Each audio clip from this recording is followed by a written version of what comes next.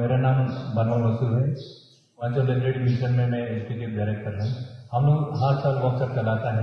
ये 2019 से चला रहा हूँ और इसमें लास्ट ईयर से हम लोगों को असम राइफल में मदद कर रहा है खान पान में, और ये कुछ सामान ऑफिस स्टेशनरी प्रोवाइड कर रहा है।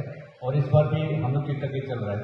यह साल हम लोग बनाया था टेक्स्ट बुक का ऊपर में, लेकिन इस बार हम लोग डिक्शनरी, ऑनलाइन डिक्शनरी, उसको बोलते हैं लिविंग डिक्शनरी, वो बना रहे हैं और ग्रामर बना रहे हैं।